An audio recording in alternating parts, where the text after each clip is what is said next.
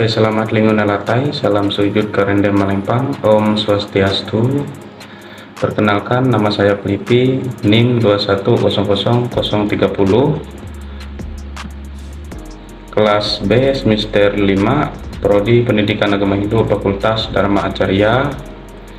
Baiklah, kali ini saya akan membuatkan video yaitu tentang Panca Upaya Sandi untuk memenuhi mata kuliah Kepemimpinan Hindu.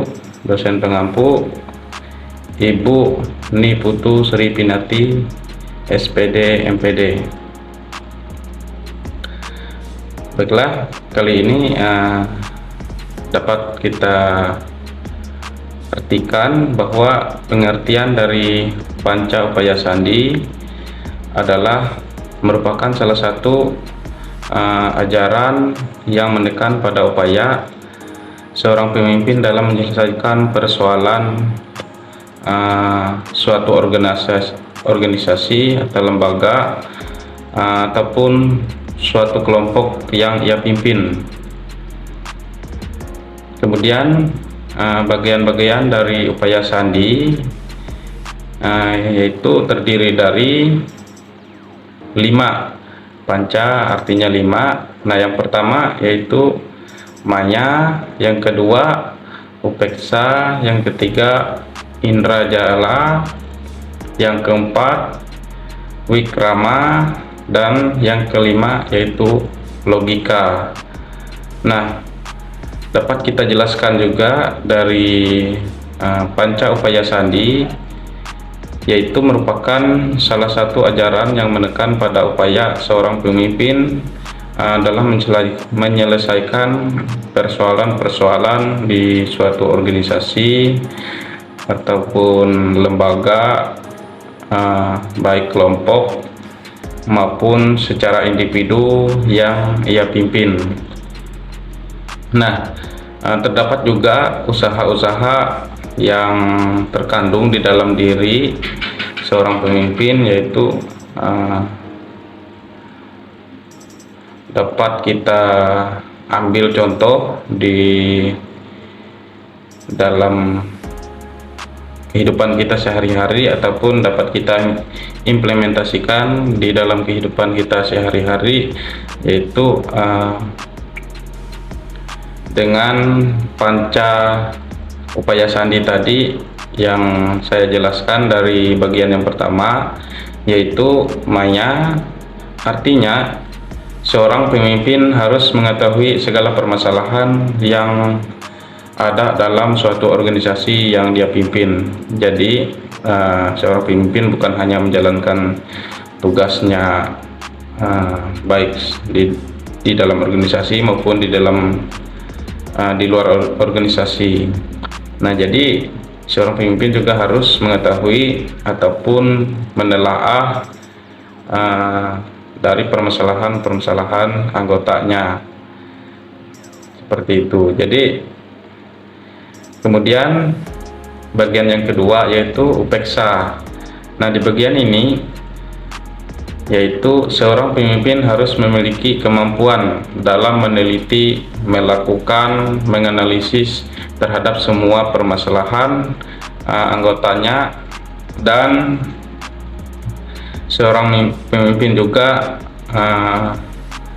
dapat menemukannya secara profesional. Nah, profesional itu artinya seorang pemimpin tidak mengaitkan hal-hal pribadi dalam pekerjaan. Misalnya permasalahan secara individu itu jangan dibawa ke suatu organisasi. Nah, kemudian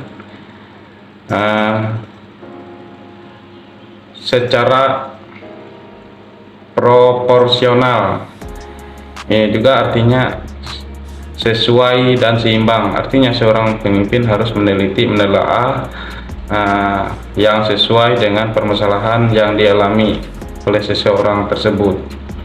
Nah, kemudian yang ketiga yaitu indrajala. Nah, jadi indrajala ini adalah seorang pemimpin harus dituntut untuk selalu profesional, tegas, dan berwibawa, serta ramah kepada suatu organisasi yang ia pimpin.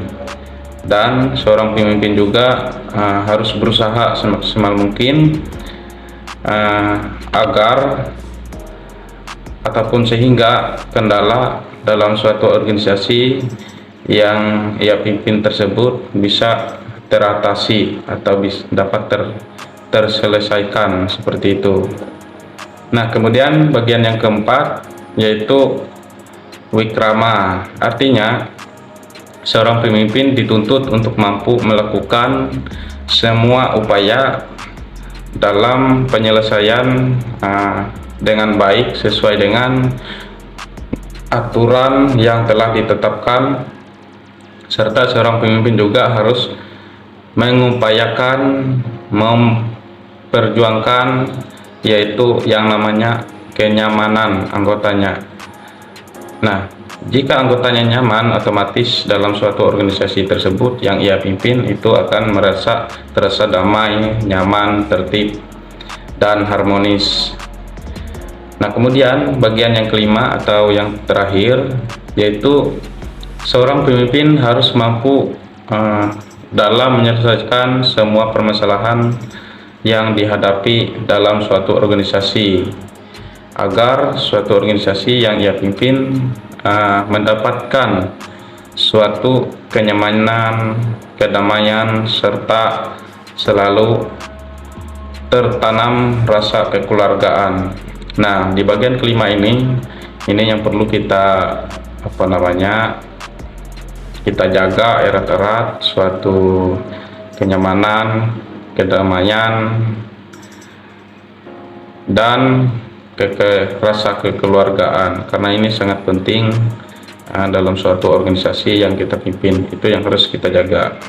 Nah, mungkin demikian yang dapat saya sampaikan, kurang dan lebihnya saya mohon maaf